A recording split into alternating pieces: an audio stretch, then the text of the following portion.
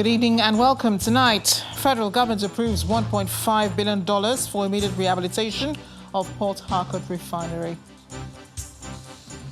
Tension in the Senate as lawmakers reject bill seeking establishment of Armed Forces Service Commission and enforcement of federal character in appointment of service chiefs. Bandits kill 3 soldiers, 6 others in separate gun battles in Katsina and Zamfara states.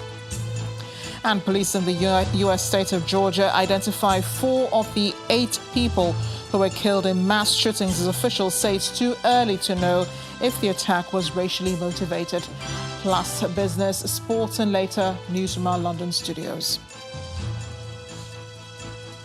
On business news tonight, Central Bank appoints accounting firm KPMG as transaction advisor for the newly created multi-billion-dollar Infrastructure Corporation of Nigeria. On sports news tonight, South Africa's Orlando Pirates score late to beat Nigeria's Enyimba in the CAF Confederation Cup in Johannesburg. And from Abuja, Christians and Muslims clash in Ilorin over the use of hijab by schoolgirls in Christian mission schools.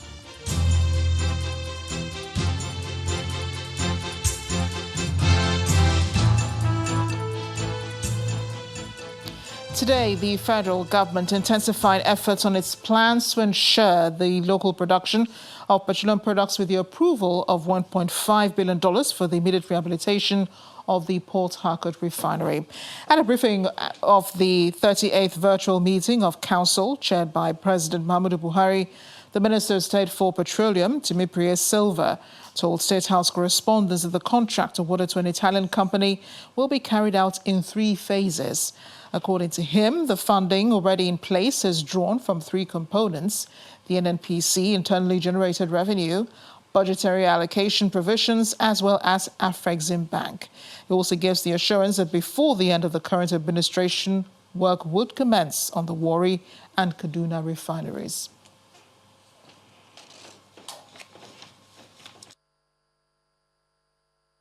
The Ministry of Petroleum Resources presented a memo on the rehabilitation of Port Harcourt refinery for the sum of $1.5 billion, and that memo was $1.5 billion, and it was approved by Council today.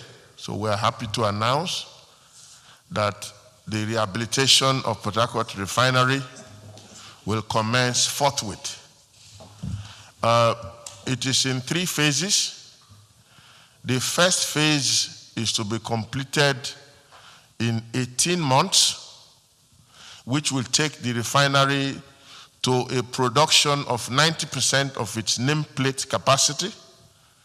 The second phase is to be completed in 24 months, and the final stage will be completed in 44 months. On the other very germane question about operations and maintenance, that has been a big problem for our refineries, as we all know. That was also exhaustively discussed in Council, and the agreement is that we are going to put a professional operations and maintenance company to maintain the refinery, to manage the refinery when it has been rehabilitated.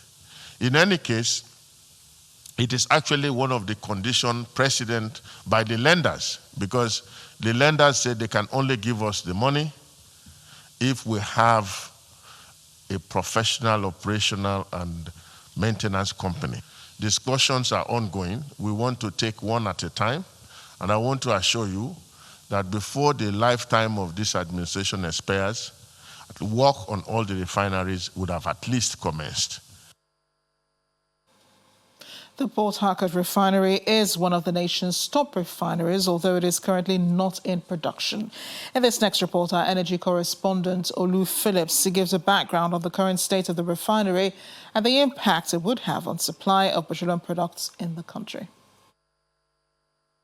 Nigeria, as an oil-producing country, is a strong contributor to global energy supply. Whilst it remains relevant in oil output in the OPEC configuration, it has, as a strategic national decision, allotted 445,000 barrels of daily crude production to its 4 refineries located in Port Harcourt, Kaduna and Warri. The founders' idea about the 445,000 barrels allocation was to ensure that there is enough feedstock to be refined or distilled to produce at least 5 derivatives, which will guarantee availability of products and value addition. But over the years, these refineries have not lived up to the billing. Soon, TAM, turnaround maintenance, became a buzzword, but for the huge amount of monies apparently spent, but with little results to show. From the records under the Transparency, Accountability, Performance Excellence, the Group Managing Director NNPC Malam Mele Koyari declared that all 4 refineries were functioning below capacity and it had to be necessarily stopped and it had to be shut down from operating altogether. He gave 2 reasons for this. One is that the delivery of crude oil to these refineries is completely challenged as the pipeline network has been completely compromised by vandals. Secondly, is that the rehabilitation has become necessary because turnaround maintenance, making it a colossal loss to capacity in the refinery. For decades, the refineries have performed below optimal levels, despite the huge resources earmarked for their rehabilitation. This has resulted in importation of petroleum products for domestic use for many years. For instance, the Port Harcourt Refinery Company recorded a total revenue of $1.45 billion in 2018 with expenses of $24.4 billion, resulting in a gross loss of $22.58 billion. Figures on the actual amount Nigeria has expended on turnaround maintenance of the refineries have always been a subject of controversy. Reports, however, say Nigeria may have spent about $25 billion on the refineries.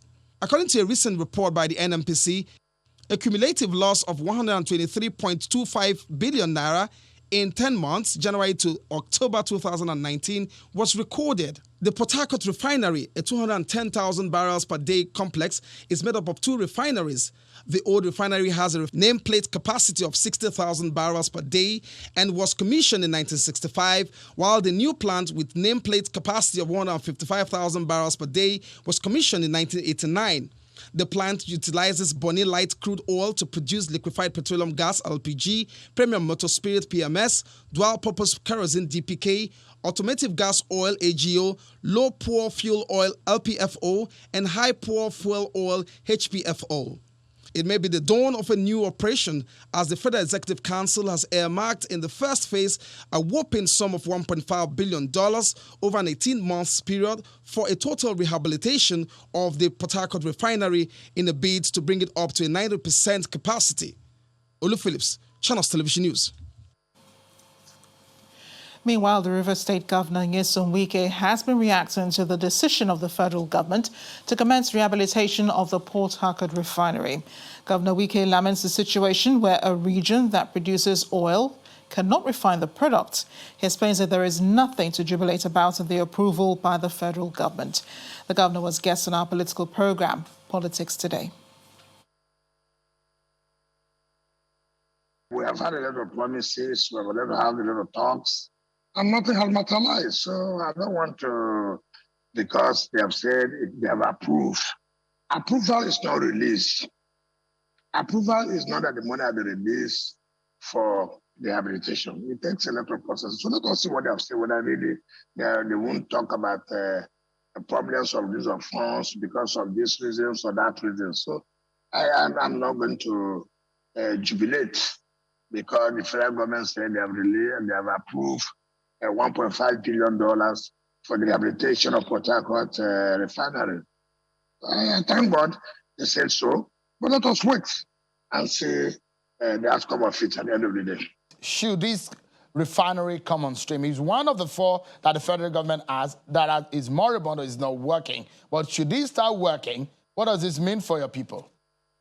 And the refinery where oil is being produced is not working. I mean, does that show that things are going on well? Certainly not. But assuming it's going to work well, of course we'll be happy about that. It will improve the economy of the state. I have no doubt about that. But it's not something to say hallelujah. It's a place that's producing oil where the refinery is, and it is not been working.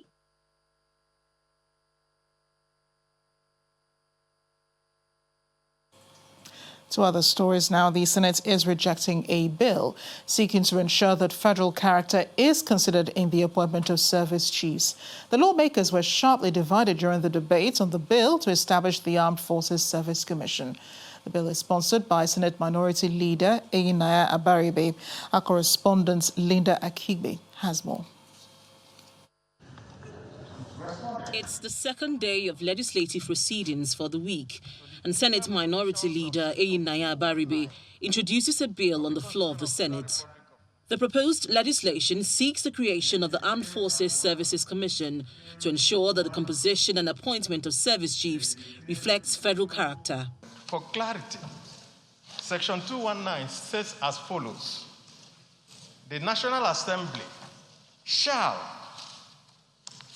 in giving effect to the functions specified in Section 217 of the 1999 Constitution, B, with respect to the powers exercisable by the President under Section 218 of the Constitution, establish a body that shall comprise such members as the National Assembly may determine. The floor is open for the debate, and some lawmakers throw their weight behind the bill. It will strengthen the bond of unity of our country rather than creating disunity. The Constitution says it shall happen, and it is for us to perform our duty. It's a duty imposed on us by the Constitution. But there are some senators who oppose the bill. In as much as this bill is good on the paper, it's good to create a disunity in the operation of the armed forces. I'm against this bill for the simple reason that it will over-politicize the appointment of service chiefs in our country.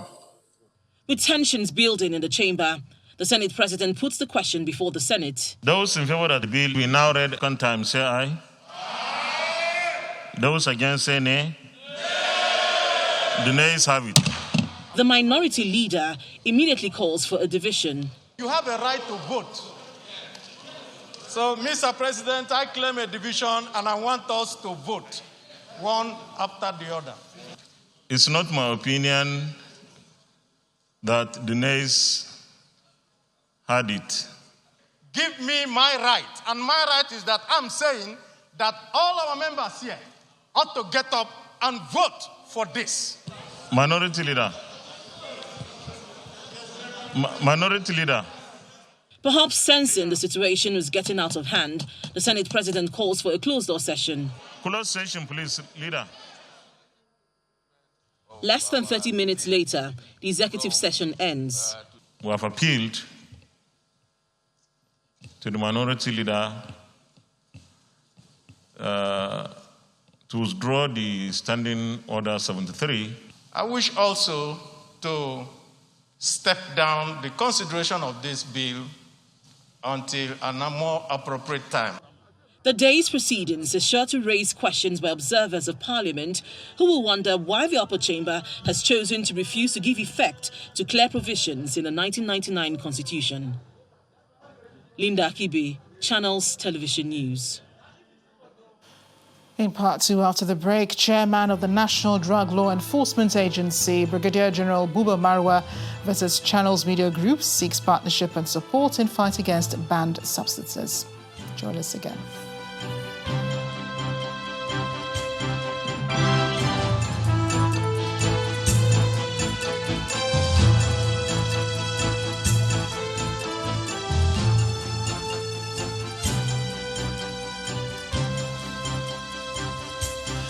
Welcome back. If it is John Driss, watching the news at 10 live on Channels Television Lagos. A reminder of our top stories. Federal government approves $1.5 billion for immediate rehabilitation of Port Harcourt refinery. Tension in the Senate as lawmakers reject bill seeking establishment of Armed Forces Service Commission and enforcement of federal character and appointment of service chiefs. Bandits kill 3 soldiers, 6 others in separate gun battles in Katsina and Zamfara states. And police in the U.S. state of Georgia identify 4 of the 8 people who were killed in mass shootings as officials say it's too early to know if the attack was racially motivated.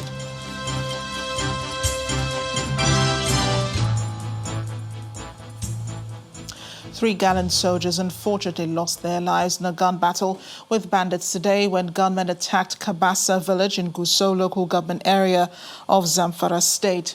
5 residents were also killed in the attack. Residents of the community told Channels Television that they fought with the bandits for more than 3 hours before the arrival of the Nigerian military who were stationed in Magabi town.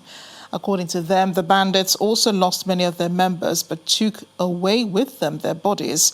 In a statement, the state government says it is saddened and disturbed by the event and strongly condemns it. There is, however, some good news from Kaduna State, where troops of the Nigerian Army have rescued the 10 people kidnapped by bandits from the Kaduna International Airport staff quarters 2 weeks ago. The State Commissioner for Internal Security and Home Affairs, Samuel Arwan, who confirmed the rescue, says the victims have been taken to hospital for medical attention, after which they will be reunited with their families. He, however, did not give details of the rescue location. There's been another round of controversy over the farmer-herder crisis. This time, the Mieti Allah Kautal Hore, a Fulani socio-cultural association, which is blaming Benue State Governor Samuel Ortom for the crisis between farmers and herders in the state. The national president of the association made the comment during the association's one-day conference in Yola, the Adamawa state capital. The governor of Benue State carry anti-grazing law or carry is a Fulani and farmers issue.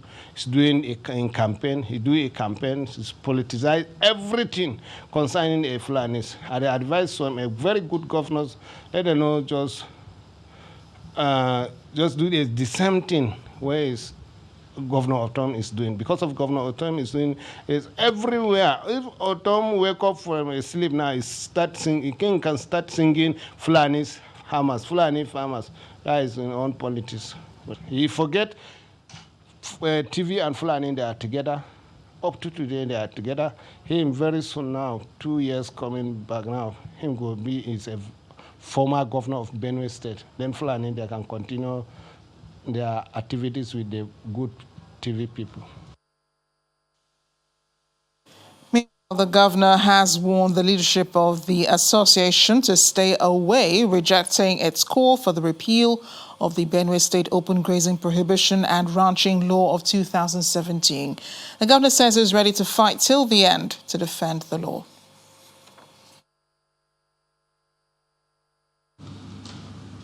I had no issue with any Fulani, and up to today we don't have any issue with any Fulani. But the challenge is those Fulani people who say that the Fulani man is a global personality and he has no need for any visa. He can come from Senegal, from Mali, from Niger, from Guinea, from Cameroon, from Ghana with AK-47 and kill people here, send them away from their ancestral home, and then take over the land, rename it, and stay there and make our people IDPs. Samuel Ortom, I will fight with my last pint of blood to ensure that that does not happen here in Benue State. I'm not going to accept that. I'm not a coward. The people elected me for the first and second term, and they have faith in me. And the primary responsibility of any responsible leader is to provide security for lives and property. We don't have any problem with any Fulani man staying and doing legitimate business. Public and media advocacy is key to the National Drug Law Enforcement Agency's plan to effectively deal with the menace of drug abuse in the country.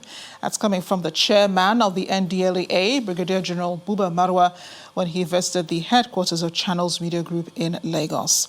General Marwa also says strengthening enforcement activities and a focus on prevention and treatment of substance abusers will be top priority.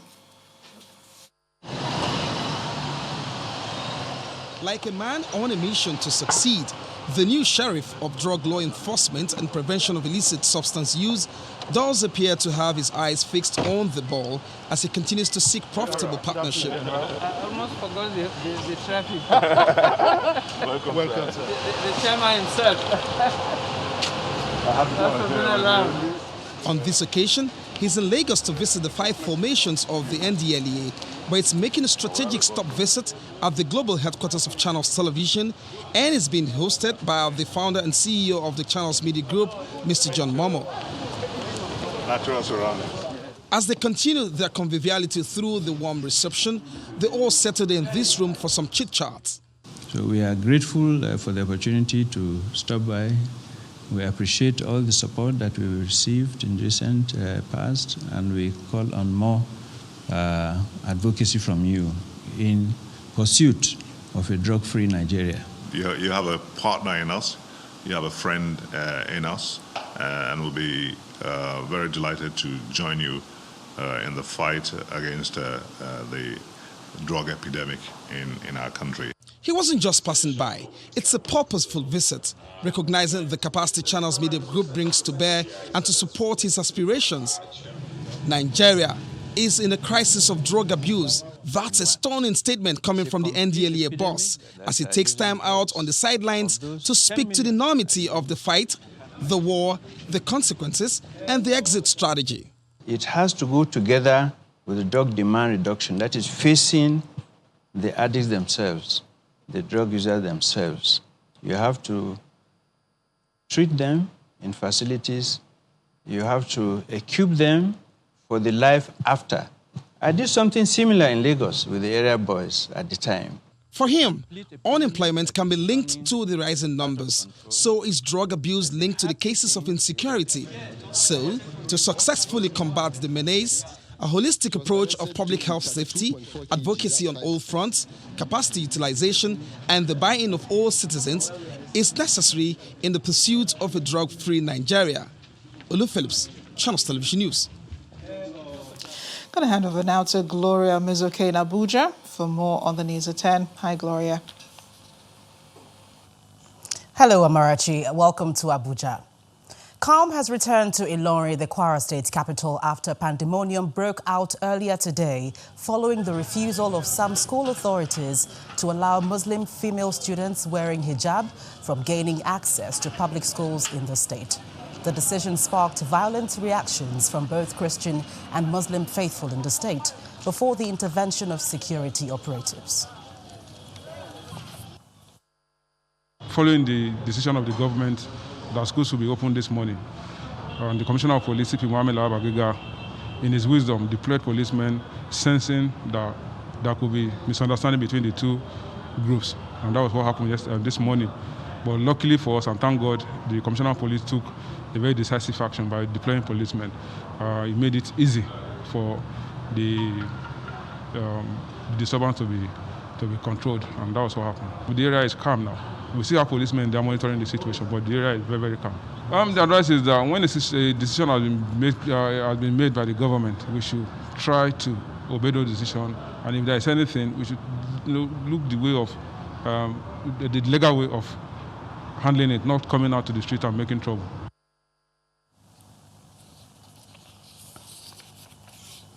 Meanwhile, the Christian Association of Nigeria has called on the federal government and the Inspector General of Police to intervene in the ongoing violence over the hijab policy, which, according to the association, has led to violence and bloodletting in Kwara State.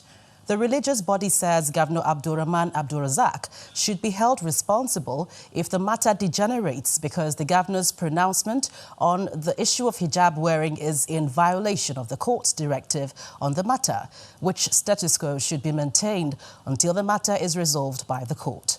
The CAN statement reads in part, and I quote, "Wisdom is required by those in leadership to handle sensitive issues such as that of religion so as not to precipitate war. If any damage is done to any church or anyone is injured on this matter, the governor of Kwara State will be held responsible." Unquote. The Christian Association calls on Governor Abdulrazak to give peace a chance in the state by ordering hoodlums attacking mission schools and churches in Kwara State to stop before the situation degenerates into an unprecedented religious crisis. Meanwhile, the state government is insisting that Muslim schoolgirls can wear hijab in public schools in the state because the missionary schools have been under government control since 1974, and government has managed their affairs, including funding and staffing of the schools. An Italian court has acquitted oil giants Shell and Eni of corruption charges involving $1.1 billion payment in the OPL 245 deal in Nigeria. The OPL 245, also known as Malabu deal of 2011, involves the $1.3 billion purchase of an oil block by Royal Dutch Shell and Eni from Malabu Oil and Gas. The trial judge Marco Tremodalada ruled that Shell and Eni are not guilty of the charges. Italian prosecutors had alleged corruption in the deal, while campaigners said the Nigerian government was shortchanged. The federal military government had in April 1998 awarded the OPL 245 to Malabu Oil and Gas Limited, which was said to be owned mainly by Mohamed Abacha, son of former military leader Sani Abacha and Danny Tete, who was the petroleum minister at the time. On July 2, 2001, President Olusegun Obasanjo revoked Malabu's license and assigned the oil block to Shell without a public bid. Malabu went to court, but ownership was reverted to it in 2006 after reaching an out-of-court settlement with the federal government. When the News at 10 returns, Central Bank appoints accounting firm KPMG as transaction advisor for newly created multi-billion-dollar infrastructure corporation of Nigeria. That's in business news. Please join us again.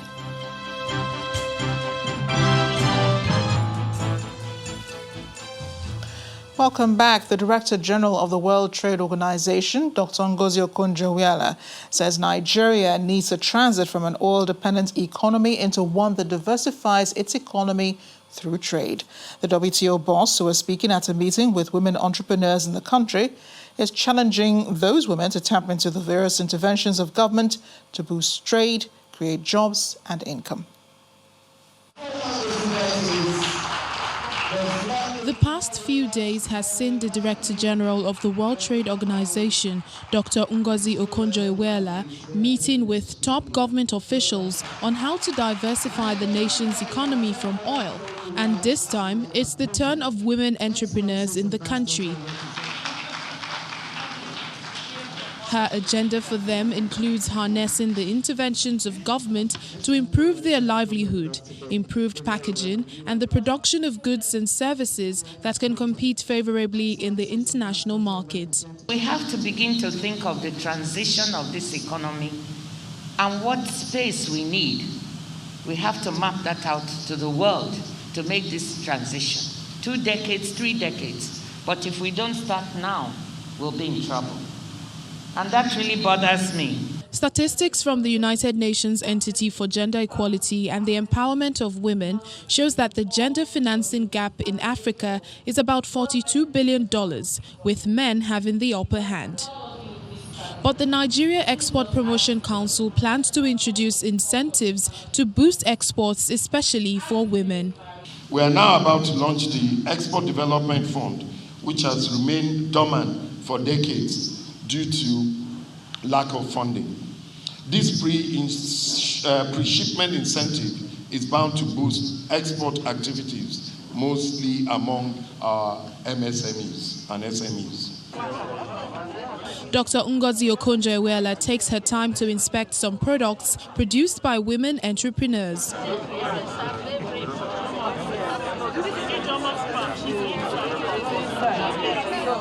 She concludes her official visit to Nigeria by addressing some of the key areas that her organization will be collaborating with the federal government on. How will we earn our foreign exchange? What will we produce and export? What will create jobs? And that's why issues like this exhibition by NEPC and the ministry, where we see so many women entrepreneurs, SMEs, producing quality products, if I may say so. It wasn't always like that, but what I saw today told me we are well on our way. Her visit is timely as the federal government is working on improving the economy, and some of her suggestions could prove vital to the government's plan. We'll segue into more business news now. Here's Anne Mawudu.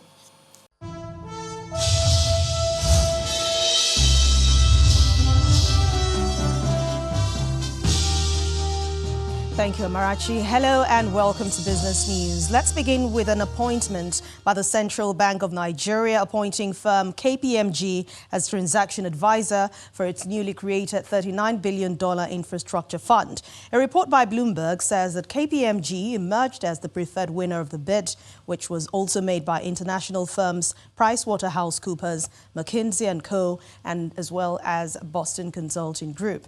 However, a statement from the CBN's Corporate Communications Director, Osita Nwasionobi, says the appointment of KPMG as transaction advisor is different from the role of asset manager, whose deadline for proposal has already been extended to March the 30th. Just last month, President Muhammadu Buhari approved 1 trillion naira seed capital for the launch of Infraco to boost infrastructure investment and stimulate Nigeria's economic growth. The House of Representatives has mandated its Committee on Petroleum to investigate an alleged diversion of crude oil at Warri Refining and Petrochemical Company in Delta State. Its resolution is sequel to a motion sponsored by Honorable Ben Ikwaba, representing Ethiopia Federal Constituency of Delta State. The lawmaker also mentioned that the plant, which was mandated to produce refined products from mainly local crude, has had several shut down due to haulage challenges caused by continuous neglect and evacuation of products by the Petroleum Products Marketing Company. Meanwhile, the House has now adopted the motion and has asked the committee to report back to it in 4 weeks for further legislative action. Let's head to the local stock market. After recording a 0.41% rise yesterday, the domestic stock market has now turned negative. The color is red today at the close of midweek trading session. Investors took advantage of the previous gains. Ekaite Afia has the details.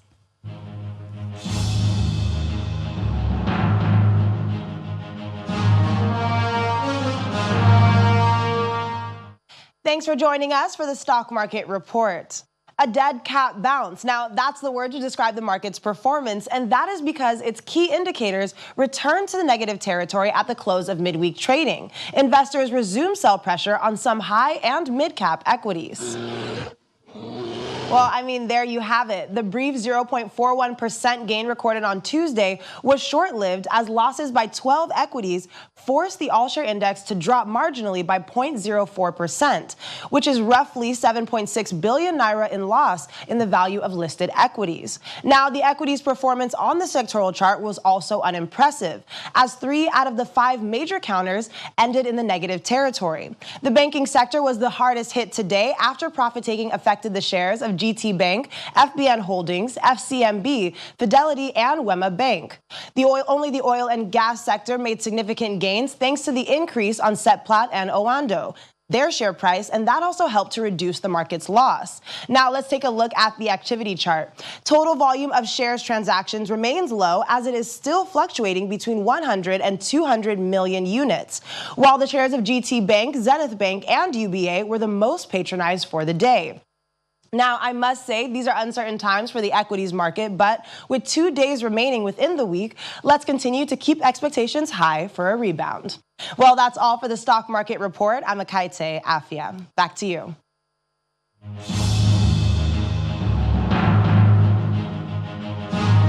And that's Business News Tonight. Thank you for watching. I'm Anne Nwawadu. Back to you, Amarachi.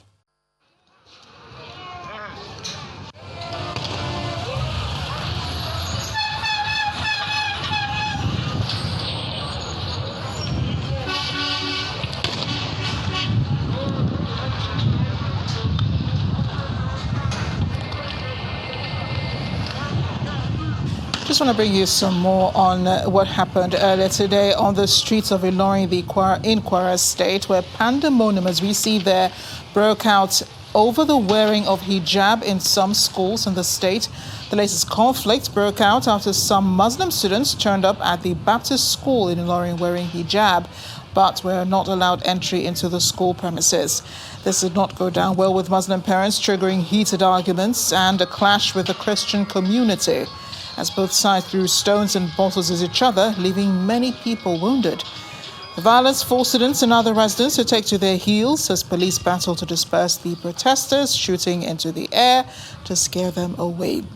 The Kwara state government has announced the reopening of 10 schools with effect from today, but calm, as we reported earlier, has since returned to the state capital.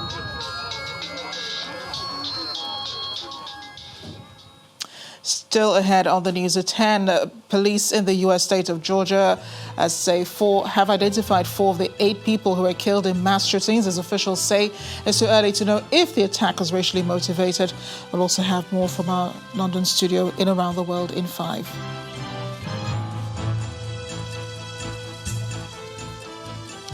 Welcome back. The president of Tanzania, John Magufuli, has died. The country's vice president, Samia Suluhu, in a broadcast to the nation today, said the 61-year-old president died of heart failure. President Magufuli last appeared in public on February 27th, and top government officials had denied he was in ill health, and even speculation swirled online he was sick and possibly incapacitated from the illness. The vice president declared for 14 days of national mourning and for flags to fly at half-mast. Meanwhile, British Prime Minister Boris Johnson says he's certainly getting the Oxford AstraZeneca vaccine after many European countries paused the use of the jab over concerns it could potentially cause blood clots. Plus, 4 of the 8 people killed at the Atlanta shooting have been identified by police. Simon Pusey has more. Good evening and welcome to the Channel Studios here in London with your international news around the world in 5. 8 people, many of them women of Asian descent, have been killed in shootings at spas in the US state of Georgia. Police say the shootings took place at a massage parlour in a suburb north of Atlanta and 2 spas in the city itself. A 21-year-old man has been arrested and is suspected of involvement in all the attacks. No motive has yet been established, but there are fears the crimes may have deliberately targeted people of Asian descent. Brazil's leading health institute has warned the country is experiencing a historic collapse of its health service as intensive care units in hospitals are running out of capacity. COVID-19 units in all but 2 of Brazil's 27 states are at or above 80% capacity. In Rio Grande do Sul state, there are no intensive care beds available at all. The warning came as the country registered its highest daily death toll yet, with 2,841 deaths within 24 hours. Health officials in Brazil's most populous state, Sao Paulo, have called on the new health minister to consider imposing a national lockdown. Australia has said it will ask the European Union to release 1 million doses of a COVID-19 vaccine to help Papua New Guinea battle a dangerous outbreak. Here so we can support our nearest neighbour PNG deal with their urgent needs in our region. Prime Minister Scott Morrison said the AstraZeneca vaccines were contracted to Australia, but were badly needed to contain a surge in the coronavirus cases in the Pacific island nation. Papua New Guinea has officially recorded just 2,000 cases since the beginning of the pandemic, but that number is seen as a massive underestimate. Uber says its fares will not rise after announcing all 70,000 of its UK drivers will be guaranteed a minimal wage, holiday pay and pensions. I don't think it's damaging at all. The company said drivers would earn at least the British national living wage in a move that could shake up the wider gig economy. Its decision comes a month after it lost a legal battle in the UK over drivers' status. Uber said it was turning the page on workers' rights, but unions said it had not gone far enough, as the company would still not pay drivers for the time they spent waiting between jobs. Former French President Nicolas Sarkozy has returned to court to face trial for allegedly financing his failed 2012 re-election campaign illegally. Je n'ai jamais trahi la confiance des Français. The case centres on accusations that his party worked with a friendly public relations firm to hide the true cost of his re-election bid. France sets strict limits on campaign spending. Prosecutors allege that Mr. Sarkozy spent €42.8 million on his 2012 presidential bid, almost double the permitted amount. Mr. Sarkozy has denied any wrongdoing. A Kenyan government spokesman has sparked an uproar for saying people should stop crying over high taxes after fuel price hikes came into effect on Tuesday. Cyrus Ogun told a media briefing that the amount of taxes those people pay in Europe is nothing compared to what you are paying here. Social media commentators have demanded an apology from the government spokesman, saying that his comments were insensitive at a time when many were facing economic hardship. Venezuela is rolling out larger denomination banknotes as hyperinflation batters the country's currency. Bills worth 200,000 bolivars, just 10 US cents at the current exchange rate, began to circulate on Monday, according to people there. Venezuela's central bank said earlier this month it also planned to roll out bills worth 500,000 and 1 million bolivars. In addition to the higher denomination bills, President Nicolas Maduro is seeking to boost digital payments in the face of the cash shortage. And finally, you can now buy environmentally friendly items thanks to this new biodegradable material made of egg and nut shells developed by an Egyptian designer. Rania El Kala uses egg and nut shells to create biodegradable material to replace plastic. In her Shell Homage art studio, she turns shells into powder and then heats it so that it can be used to create different products. She was inspired by the idea when she was young, seeing her father cracking nutshells and thinking about the material that goes to waste. And that's your international news around the world in 5. Now back to the Channel Studios in Lagos.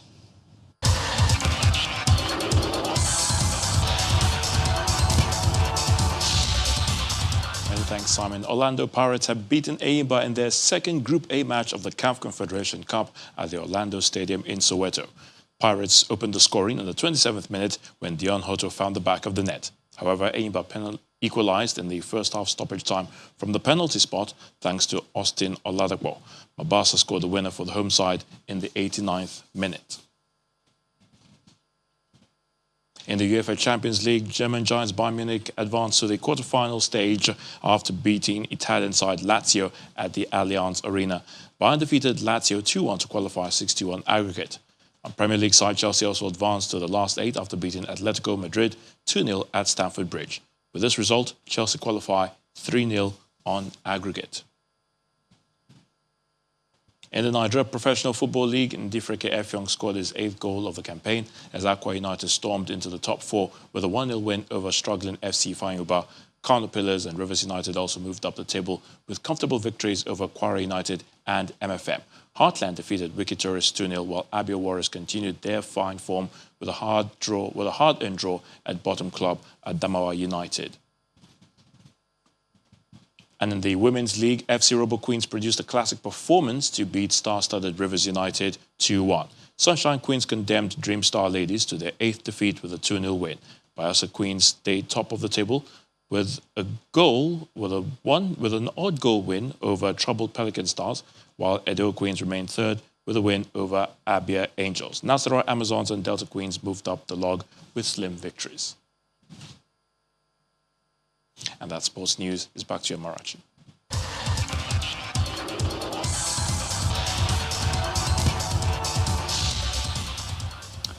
Thanks a lot, Ayatunde. And the main news again. The federal government today approved $1.5 billion for the immediate rehabilitation of the Port Harcourt refinery. The Minister of State for Petroleum, Temipire Silva, said the first phase will be completed in 18 months. And President of Tanzania, John Magufuli, died today. The country's Vice President, Samia Suluhu, announced in a broadcast of the nation that the 61-year-old president died of heart failure. A 14-day period of national mourning has also been declared. That is the news at 10 tonight. Thanks for watching. I'm Amarachi Ubani. Good night.